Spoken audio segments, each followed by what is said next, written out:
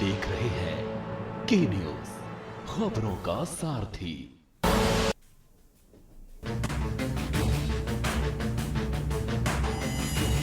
इस कार्यक्रम के प्रायोजक हैं महक सिल्वर, मेरा दिल पर।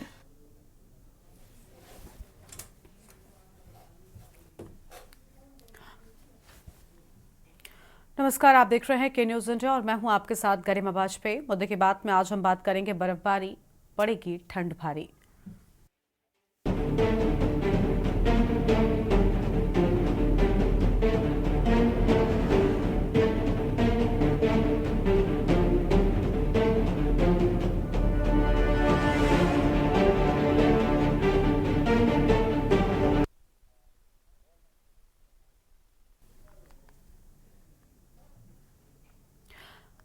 और अब इसी पर बात करते हैं। आपको बता दें कि पश्चिमी विक्षोभ के असर से पहाड़ों पर हो रही बर्फबारी ने मैदानी इलाकों में शीतलहर और सर्दी बढ़ा दी है और साथ ही तराई के जिलों में कोहरे का प्रकोप दृश्यता कम करते हुए आवागमन में संकट खड़ा कर रहा है और साथ ही आगे चलकर फूल वाली फसलों को नुकसान भी पहुंचाएगा।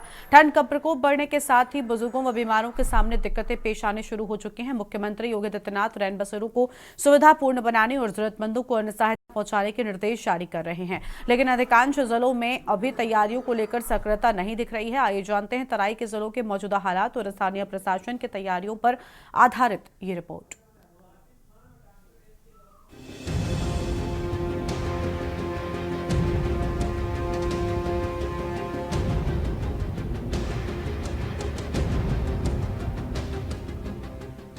उत्तराखंड, हिमाचल और जम्मू कश्मीर में बढ़ रही बर्फबारी से यूपी के मैदानी इलाकों का मौसम तेजी से करवट ले रहा है। सक्रिय पश्चिमी विक्षोभ के असर राज्य में सोमवार की अपेक्षा आज मंगलवार को तड़के से शीतलहर शरीर में सिहरन पैदा करती रही। रविवार और सोमवार को बरेली, मुरादाबाद, मेरठ, लखीमपुर खीरी व हरदोई आदि में कई जगह हल्की बूंदाबांदी भी देखने को मिली। मौसम वैज्ञानिकों के मुताबिक पश्चिमी विक्षोभ के असर से पहाड़ों पर बर्फबारी हुई है। अगले 2 दिनों के भीतर यूपी के अधिकांश हिस्सों में तापमान में 2 से 4 डिग्री की गिरावट देखने को मिलेगी। साथ ही तराई इलाकों में घना कोहरा देखने को मिलेगा। मौसम वैज्ञानिकों ने मंगलवार के लिए 10 से ज्यादा तराई इलाकों के लिए घने कोहरे का अलर्ट जारी किया है। मौसम वैज्ञानिकों ने देवरिया, संत कबीर नगर, बस्ती, कुशीनगर, महाराजगंज, सिद्धार्थनगर, गोंडा, बलरामपुर, श्रावस्ती, बहराइच, लखीमपुर खीरी, सीतापुर व अयोध्या आदि जिलों में कोहरे से दृश्यता कम रहने का अलर्ट जारी किया है। चिकित्सकों का कहना है कि शीतलहर व ठंड से बचाव के लिए ऊनी कपड़ों का इस्तेमाल तो करना ही चाहिए। साथ में बंद कमरों से निकलकर सीधे खुले स्थानों में जाना जानलेवा हो सकता है, इसलिए रजाई या वार्मर वाले कमरों से निकलकर अचानक सड़कों पर जाने से बचना चाहिए। टोपी, दस्ताने और मोजे पहनने को तवज्जो देना चाहिए। गुड़, काली मिर्च, तुलसी पत्ती, जायफल, दालचीनी, बादाम सहित अन्य ड्राई फ्रूट का इस्तेमाल भी किया जा सकता है। साथ ही गर्म पेय पदार्थों का सेवन करते हुए हीटर का उपयोग करते समय कमरे का वेंटिलेशन सुनिश्चित करना चाहिए। रात को सोते समय दरवाजे, खिड़कियां बंद कर हीटर या अंगीठी का इस्तेमाल घातक साबित होता है, इसलिए ऐसा नहीं करना चाहिए।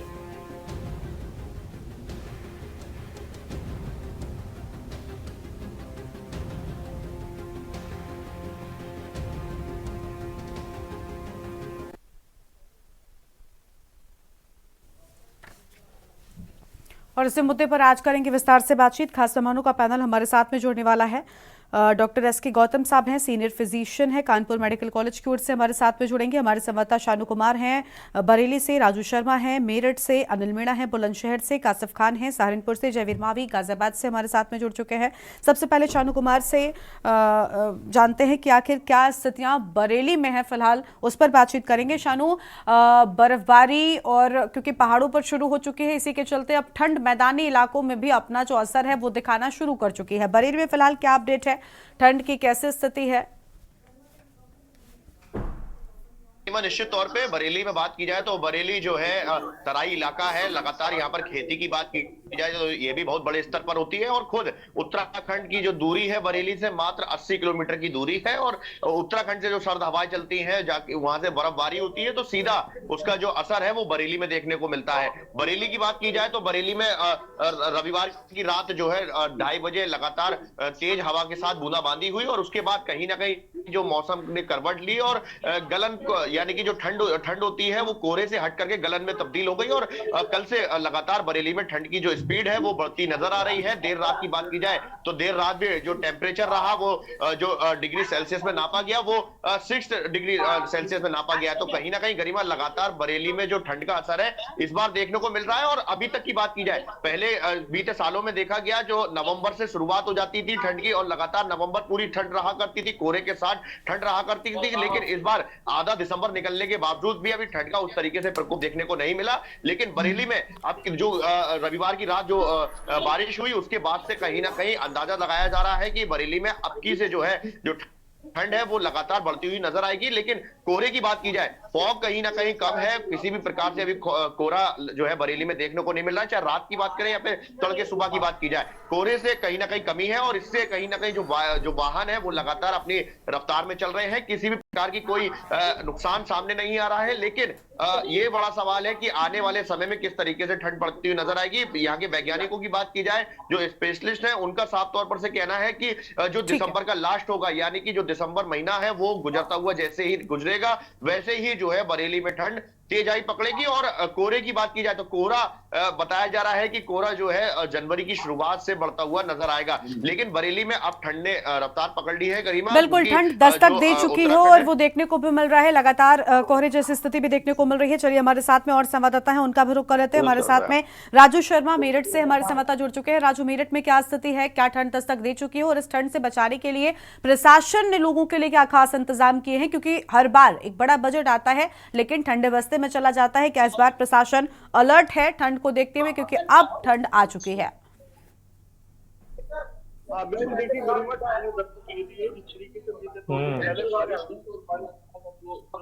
है वो शुरू हो गई है, यानी कि रात के समय पहले जो ठंड होती थी उससे अब लोगों को दिन में भी जूझना पड़ता है।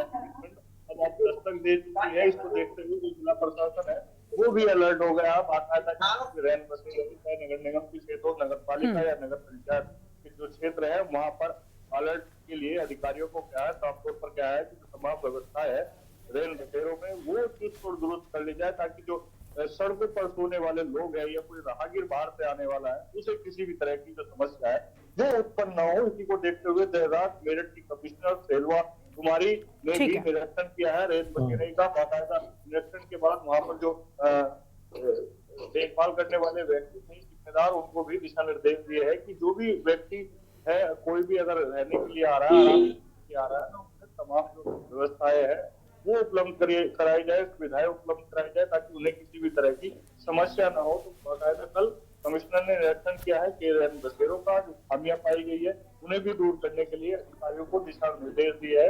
वहीं मेरठ के डीएम दीपक मीणा एक सप्ताह पहले ही रेल बसेरों को लेकर दिशा निर्देश जारी कर चुके हैं। साफ तौर पर क्या है कि कहीं भी कोई भी पाई नहीं जानी चाहिए, अगर कोई भी पाई गई तो आप सख्त कार्रवाई अमल में लाए। बिल्कुल आपके पास में लौटेंगे राजू और अपडेट लेंगे, लेकिन उससे पहले इस बीच एक बड़ी खबर दर्शकों को सबसे पहले बताते हैं। एक बड़ी जानकारी सामने आ रही है, जहां पर फिलहाल कल तक के लिए राज्यसभा की कार्यवाही को स्थगित कर दिया गया है। बड़ी जानकारी आपको हम बता रहे हैं, कल तक के लिए राज्यसभा की कार्यवाही को स्थगित किया गया। यह अहम खबर आपको हम बता दें, बड़ी खबर सामने आ रही है। फिलहाल हंगामे के चलते राज्यसभा की कार्यवाही को कल तक के लिए स्थगित कर दिया गया है। लगातार विपक्ष का जोरदार हंगामा देखने को मिल रहा था, अब कल तक के लिए राज्यसभा की कार्यवाही को फिलहाल स्थगित किए जाने की बात सामने आई है। बड़ी खबर आपको हम बता रहे हैं, और कल सुबह 11 बजे तक के लिए राज्यसभा की कार्यवाही को फिलहाल स्थगित कर दिया गया है। ये अहम खबर सामने आ रही है, जहां कल सुबह 11 बजे तक के लिए राज्यसभा की कार्यवाही को स्थगित किए जाने की बात सामने आई है। विपक्ष के जोरदार हंगामे के बाद राज्यसभा स्थगित की गई। अहम जानकारी आपको हम बता रहे हैं, सदन की कार्यवाही को स्थगित किया गया है।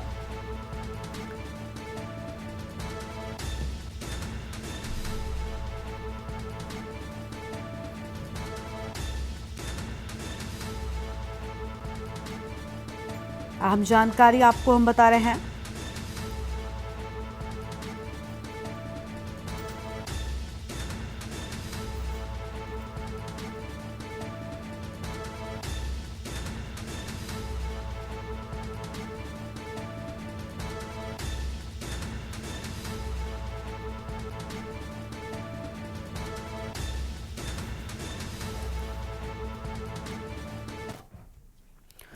और विस्तार से बातचीत करेंगे। हमारे साथ में हमारे संवाददाता लगातार बने हुए हैं। ठंड को लेकर हम बात कर रहे हैं। अनिल मीणा हमारे साथ हमारे संवाददाता हैं बुलंदशहर से, इनसे भी जान लेते हैं बुलंदशहर में क्या स्थिति है फिलहाल।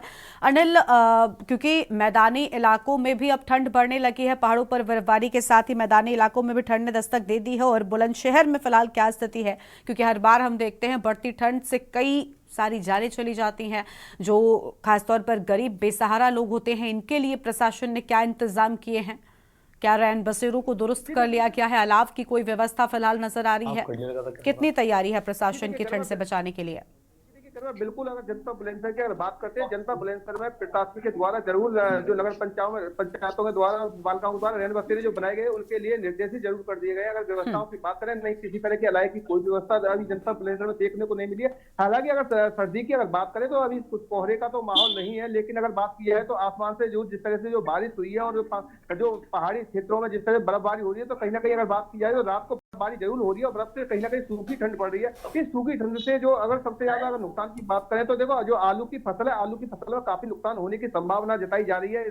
जो सूखी बर्फ पड़ी है, क्योंकि कोहरा अभी बिल्कुल नहीं है। अगर ठंडे और तेज हवा के साथ जिस तरह से अगर देखा जा रहा है तो लगातार जो सर्दी पड़ रही है वो कहीं ना कहीं जो बुजुर्ग लोग हैं उनके लिए कहीं ना कहीं जिस तरह से जो सूखी बर्फ पड़ रही है उससे कहीं ना कहीं काफी दिक्कतों का सामना। अगर बात की जाए, देखिए प्रशासन की तरफ से लगातार बड़े बड़े दावे जरूर किए जा रहे हैं। उत्तर प्रदेश के मुख्यमंत्री आदित्यनाथ ने लगातार निर्देश दिए हैं उत्तर प्रदेश के सभी जिलों के डीएमओ को, लेकिन अगर बात किया जिस तरह से जो कंबल बंटने चाहिए, जो कंबलों की जो व्यवस्था लगातार जो प्रशासन बड़े बड़े दावे करता है, हम गरीब लोगों को कंबल बांट रहे हैं, लेकिन अभी तक यहाँ जनता बुलंदशहर किसी तरह का कोई भी कंबल वितरण नहीं देखा जा रहा है। जबकि लगातार गरीब लोग कहीं ना कहीं जो असहाय लोग हैं वो सड़कों पर घूम रहे हैं, सो रहे हैं, उनके लिए किसी तरह की अभी कोई व्यवस्था ना करना, ये भी कहीं ना कहीं चिंता का विषय। लगातार जो कंबल आ गए हैं, लेकिन कंबल आने के बाद बटे नहीं है, लगातार जो फैसलों में कंबलों को रख जरूर गया है, लेकिन आखिरकार जब सर्दी खत्म हो जाएंगी उसके बाद कंबलों को बांटा जाएगा, तो ये कहीं ना कहीं चिंता का विषय है कि कंबल जो सर्दी अब शुरू हुई है उससे पहले कंबल अधिकारियों को बांट देने चाहिए थे, लेकिन अभी तक कंबलों को नहीं बांटा गया है और बड़े बड़े दावे जरूर किए जा रहे हैं। अगर जमीनी हकीकत की बात की जाए तो प्रशासन की जो व्यवस्था है पूरी तरह से चौपट होती हुई साफ साफ दिखाई दे रही है।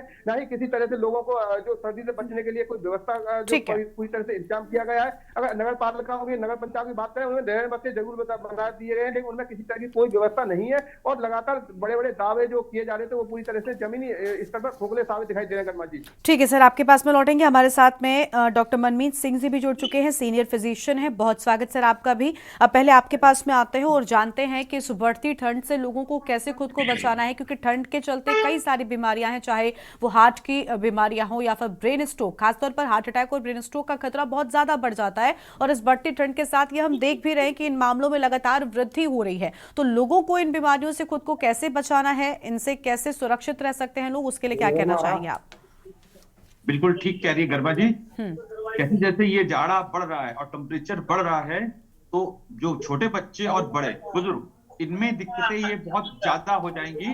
और ठंड के साथ क्या होता है, जो हमारी जो खून की नसें होती हैं वो सिकुड़नी शुरू हो जाती हैं, चाहे वो पैर की उंगलियां हो, चाहे हाथों की उंगलियां हो, चाहे दिमाग हो या हार्ट हो, कहीं पर भी हो। जब उसमें वेसो कंस्ट्रिक्शन होता है, ठंड से इसको कहते हैं सिकुड़न आती है, तो खून का दौरान वहां कम हो जाता है, उससे वो अंग कम काम करने लगते हैं, उसमें ऑक्सीजन और ब्लड की मात्रा कम हो जाती है, जिससे ब्रेन स्ट्रोक, हार्ट अटैक्स और पैरों की उंगलियां सुन्न पड़ने लगती है। कभी कभी क्या होता है, जब सुन्न पड़ते ही बुजुर्ग लोग हीटर के आगे सिकाई करते हैं, और जब वो सिकाई उनको गर्मी की एहसास नहीं करता है या करती हैं, तो वो उंगलियां उनकी जल जाती हैं।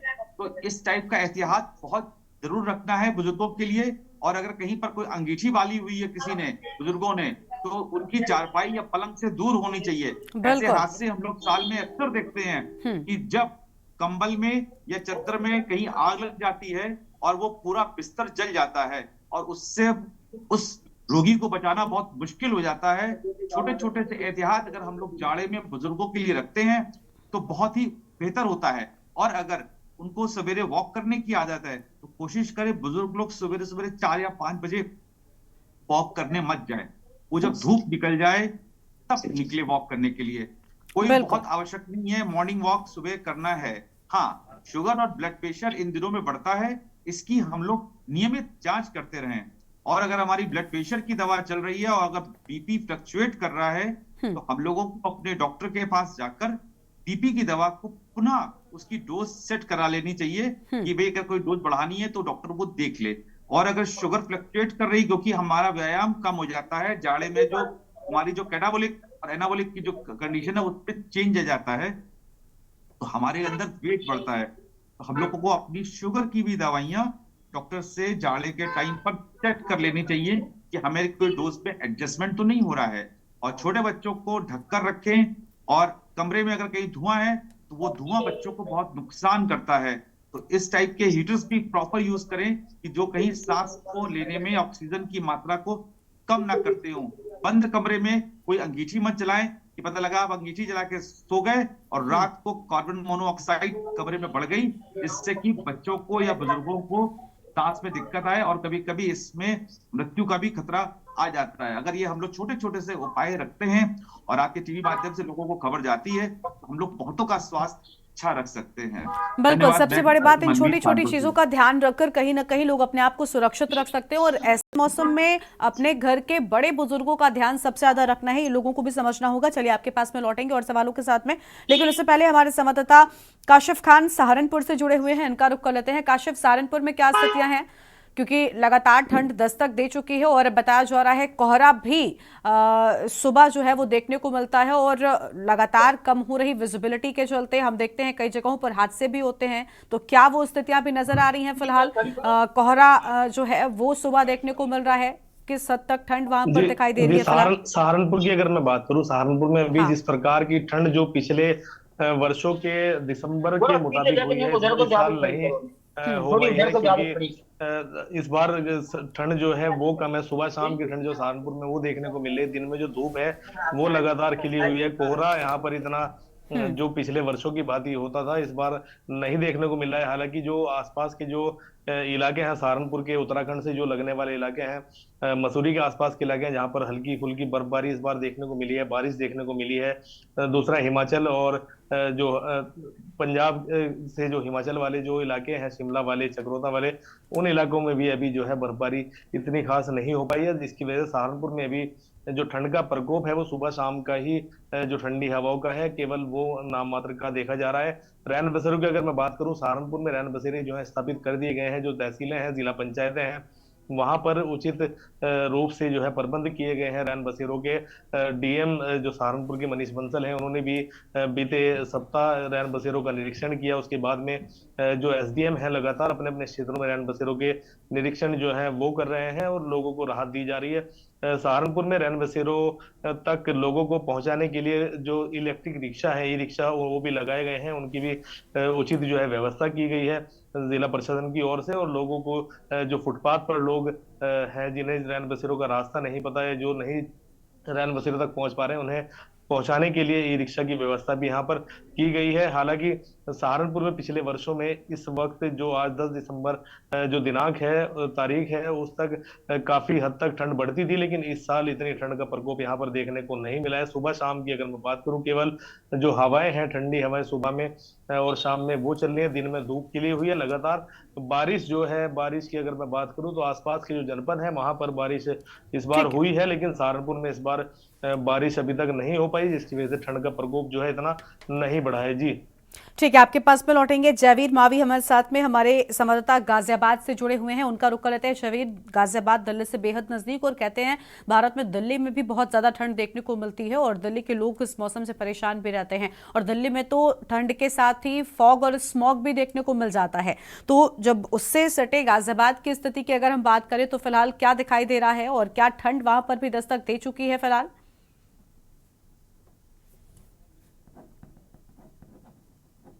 अनम्यूट कीजिए जयवीर, अनम्यूट कीजिए, उसके बाद बोलना शुरू कीजिए। देखिए गरिमा, आपको बता दें कि देश की राजधानी दिल्ली है और दिल्ली से सटा हुआ गाजियाबाद है। दिल्ली की जो सर्दी है वो पूरे भारतवर्ष में मशहूर है कि जो दिल्ली की सर्दी वो बहुत ज्यादा होती है और गाजियाबाद भी इस सर्दी से अछूता नहीं रहता है। हालांकि अभी तक कुछ दिनों पहले तक की बात करें तो यहाँ पर मौसम सामान्य था और गर्मी का एहसास था, यहाँ पर सर्दी का एहसास नहीं था। लेकिन अगर बात करें रविवार की रात को यहाँ पर हल्की बूंदाबांदी हुई, जिसके बाद से अचानक से जो तापमान है वो बदलना शुरू हुआ है और अब यहाँ पर जो ठंडी हवाएं हैं वो काफी तेजी से चल रही है। लोगों को काफी समस्याओं का सामना कहा जा सकता है कि निकलने में करना पड़ रहा है। खासतौर पर जो बात करें तो दोपहिया वाहन चालक है उनको काफी समस्याओं का सामना करना पड़ रहा, क्योंकि जो दोपहिया वाहन चालक है उन्हें अभी सर्दी के मौसम की, क्योंकि सर्दी नहीं थी तो उस तरह के आदत नहीं थी, या कहा जा सकता है कि वो उस तरह की सुविधाओं के साथ सड़क पर नहीं निकल रहे थे, चाहे उन्हें नौकरी जाना हो या अपने अन्य काम पर जाना हो। अब क्योंकि अचानक से सर्दी बढ़ी है तो यहाँ पर सड़कों पर भी देखा जा सकता है कि काफी ठंडी हवाएं चल रही है। अभी भी हालांकि यहाँ पर धूप निकली हुई है, लेकिन उसके बावजूद भी जो हवा है उस हवा में काफी ठंडक है, जिसके चलते अब कहा जा सकता है कि यहाँ पर, क्योंकि इसके असर की बात करें तो पहाड़ी मैदानों में बर्फबारी होने के कारण यहाँ पर जो हवाएं चलती हैं उसका प्रभाव सीधा दिल्ली तक होता है और उसी का असर गाजियाबाद में भी होता है। तेज हवाएं चलने के कारण और पहाड़ी बर्फबारी के कारण यहाँ पर जो सर्दी है उसका प्रकोप लगातार बढ़ता जा रहा है। इस समय दोपहर के 12:30 बजने को जा रहे हैं, लेकिन अगर बात करें तो अभी भी लोग गर्म कपड़ों में यहाँ पर आपको दिखाई दे सकते हैं सड़कों पर घूमते हुए, और देरी से, क्योंकि सुबह के समय यहाँ पर जो सड़कें भी खाली थी, अब जो लोग हैं वो निकलना शुरू हुए, तो कहीं ना कहीं कहा जा सकता है कि किस तरह से अचानक से मौसम ने करवट ली है, आम नागरिकों को तमाम समस्याओं का सामना करना पड़ रहा है। वहीं जिला प्रशासन की बात करें, तहसील प्रशासन अभी तक इन सर्दी के बचाव को लेकर पूरी तरह से अलर्ट मोड पर नहीं है। हालांकि अब क्योंकि सर्दी का जैसे जैसे प्रकोप बढ़ेगा तो जो प्रशासन है वो भी अलर्ट मोड पर आएगा। वहीं आपको बता दें कि इस समय गाजियाबाद के चाहे सरकारी अस्पताल हो या फिर प्राइवेट अस्पताल हो, वहां पर जुकाम, खांसी और इस तरह के जो मरीज हैं उनकी संख्याओं में अचानक से इजाफा हुआ है। लगातार अस्पतालों में भीड़ बढ़ रही है, लोगों को सर्दी से जो जनित बीमारियां हैं वो काफी तेजी से बढ़ रही है। तो कहीं ना कहीं कहा जा सकता है कि जो सर्दी का प्रकोप है वो काफी तेजी से यहाँ पर बढ़ रहा है और आने वाले बिल्कुल काफी तेजी के साथ में सर्दी जो है वो दस्तक दे चुकी है। आपके पास में लौटेंगे, हमारे साथ में डॉक्टर मनमीत जी लगातार बने हुए। मनमीत जी का रुख एक बार फिर से कर लेंगे। मनमीत जी, बहुत अच्छी बात आपने पहले जवाब में कही थी कि देखिए कई सारे लोग अंगीठी जलाकर या अपने आसपास इस तरीके से आग जलाकर सोते हैं, ब्लोवर्स का इस्तेमाल ज्यादा बढ़ जाता है ठंडी के मौसम में, तो वो भी हादसों का कारण बनते हैं। लेकिन इसके साथ ही साथ ठंड के मौसम में खान पान में भी एक बड़ा बदलाव आता है, लोग तली भुनी चीजें खाना शुरू कर देते हैं और इसकी वजह से भी बीमारियों का जो खतरा है वो बढ़ता जाता है। तो खान पान में किस तरीके से ध्यान रखना है वो भी बताते जाइए। ये आपने बहुत अच्छा क्वेश्चन किया है। जो जाड़ा आता है तो हमारा जो मेटाबॉलिज्म है वो चेंज हो जाता है। आप देखिए कि घर में बुजुर्गों पुराने जमाने में पिन्नियां बनती हैं, कई गर्म चीजें बनती हैं। हम लोग जब इनका सेवन अति करते हैं तो कभी कभी हमारा जो डाइजेस्टिव सिस्टम होता है उनको पचा नहीं पाता है और वो कभी कभी डायरिया कर देता है। तो हमें इन भोजन का ख्याल रखना है कि हम जितना डाइजेस्ट कर सकते हो उतना लें। रात का भोजन हम लोग कोशिश करें रात को 9 बजे से पहले अवश्य कर लें, जिससे कि रात लेकिन चीजें जो है वो प्रॉपर्ली उसमें अरेंज हो जाएं। इसके अलावा हम लोग गर्म पानी का सेवन करें उसमें, और गर्म पानी सुबह उठ के लें और गर्म चीजों का सेवन ज्यादा किया जाए। ठंडा पानी, कोल्ड ड्रिंक, आइसक्रीम, लस्सी और दही का प्रयोग रात में तो कतई नहीं करना चाहिए, क्योंकि जो दही होती है वो जाकर हमारे अंदर कहीं ना कहीं नुकसान करती है। हाँ, दही से बनी हुई जो हम लोग कढ़ी होती है वो फिर भी अच्छी होती है। अगर हम लोग कढ़ी का सेवन करते हैं तो वो नुकसान नहीं करती, पर दही नुकसान कर सकती है। इसके अलावा जो जिनकी तासीर ठंडी है उसका हम लोग इस मौसम में प्रयोग बिल्कुल ना करें, क्योंकि वो कहीं ना कहीं बॉडी को हमारे नुकसान कर सकती है। इस टाइम पर हमारी कई चीजें साथ में बढ़नी शुरू हो जाती हैं, तो इन सब चीजों का हमें अवश्य ख्याल रखना है इस टाइम पर। ये बहुत सब चीजें बहुत जरूरी हैं। बच्चों का भी बहुत ख्याल रखना है कि कहीं पे कोई नुकसान ना करे। तो भोजन बिल्कुल साफ तौर पर इन सारी चीजों का ध्यान रखना होगा और उससे ही कहीं ना कहीं लोग अपने आप को इस ठंड के मौसम में सुरक्षित रख पाएंगे और बीमारियों से खुद को दूर रख पाएंगे। बहुत शुक्रिया मनमीत साहब आपका हमारे साथ जुड़ने के लिए और अहम जानकारी के न्यूज इंडिया के दर्शकों के साथ में साझा करने के लिए। सभी संवाददाताओं का भी बहुत बहुत शुक्रिया हमारे साथ जुड़ने के लिए। तो देखिए, बर्फबारी एक तरफ पहाड़ों में शुरू हो गई है, लेकिन इसी बर्फबारी के चलते मैदानी इलाकों में भी भारी ठंड पड़ने लगी है, जिससे अब कहीं ना कहीं लोगों में परेशानी भी नजर आ रही है। अब इंतजार कि प्रशासन इस बढ़ती ठंड को देखते हुए कितने इंतजाम करता है। इस बुलेटिन में इतना ही। तमाम बड़ी खबरों के लिए आप देखते रहिए के न्यूज इंडिया। लेकिन इसी बीच एक बड़ी जानकारी भी सामने आ रही है, उसका रुख करते चलेंगे। बड़ी खबर आपको बताते हैं, जहां पर राज्यसभा की कार्यवाही को फिलहाल के लिए स्थगित किए जाने की बात सामने आई है और साथ ही साथ आपको बता दें कि लोकसभा की कार्यवाही भी स्थगित हो गई है। बड़ी खबर आपको बता रहे हैं, राज्यसभा और लोकसभा की कार्यवाही को बढ़ते हंगामे के चलते फिलहाल के लिए स्थगित कर दिया गया है। राज्यसभा की कार्यवाही कल तक के लिए स्थगित की गई है और लोकसभा की कार्यवाही भी कल तक के लिए स्थगित कर दी गई है। ये बड़ी जानकारी। विपक्ष लगातार जोरदार हंगामा कर रहा था और इस बार के सत्र के पर अगर हम नजर डालें तो देखिए लगातार सदन स्थगित होता चला गया और आज भी वही बात निकलकर सामने आई है। फिलहाल कल तक के लिए लोकसभा की कार्यवाही को स्थगित कर दिया गया है और ये बड़ी खबर आपको हम बता दें, हंगामे के चलते लोकसभा एक बार फिर से स्थगित कर दी गई है।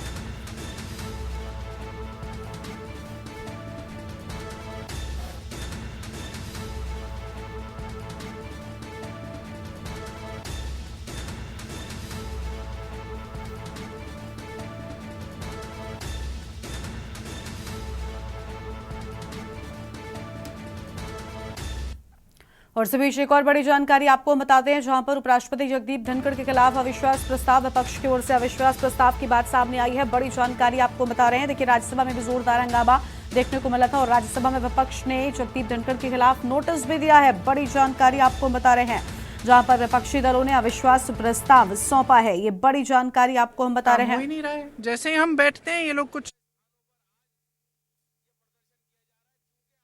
शुरू कर लेते हैं ताकि अड़चन हो जाए, और इनकी ये स्ट्रैटेजी है। मुझे लगता है ये बहस नहीं करना चाहते हैं, ये डर रहे हैं अडानी जी पे बहस करने से, डरते हैं, जानते हैं कि ये चर्चा नहीं कर सकते क्योंकि सारी बातें सामने आ जाएंगी, और छुप रहे हैं। और मुझे ताज्जुब होता है, मैं तो नहीं हूँ संसद में, आज तक प्रधानमंत्री जी आया ही नहीं है। सत्र के मेरे ख्याल से 10 दिन तो हो गए होंगे, दिखते ही नहीं है यहाँ। ताज्जुब की बात है। अडानी के मुद्दा उठा रहे हैं और हम क्यों नहीं उठाएं? जो बड़ी बड़ी बिजली की बिल आ रही हैं सबकी, आप जाइए यूपी में किसी भी गांव में जाइए और देखिए किसान क्या कहते हैं, कितनी बड़ी बड़ी बिजली की बिल आ रही हैं। और ये एलिगेशंस क्या हैं, क्या कहा जा रहा है यूएस में, किस लिए उनको चार्जशीट किया है, जो भी किया है यूएस में, इंडाइटमेंट कहते हैं उसको, क्यों किया है? क्योंकि उनका कहना है कि हजारों करोड़ के का घूस दिया है इन्होंने ताकि जनता की बिजली की बिल ये बढ़ा पाए, ताकि जो बिजली जनता को बेच रहे हैं वो महंगी हो जाए और ये लोग पैसे बनाएं। तो हम क्यों ना उठाएं ये मुद्दा? वो उनका कहना है कि सोरोस पे भी चर्चा होनी चाहिए। तो उपराष्ट्रपति जगदीप धनखड़ के खिलाफ विपक्ष की ओर से अविश्वास प्रस्ताव और नोटिस भी दिए जाने की बात सामने आई है। राज्यसभा में विपक्ष ने जगदीप धनखड़ के खिलाफ नोटिस दिया है। ये बड़ी जानकारी आपको हम बता रहे थे और इस बुलेटिन में इतना ही। आप देखते हुए न्यूज़ इंडिया। नमस्कार।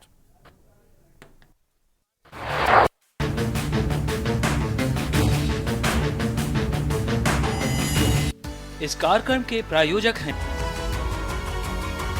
महक सिल्वर, मेरा दिल पर। आप देख रहे हैं के न्यूज़, खबरों का सारथी।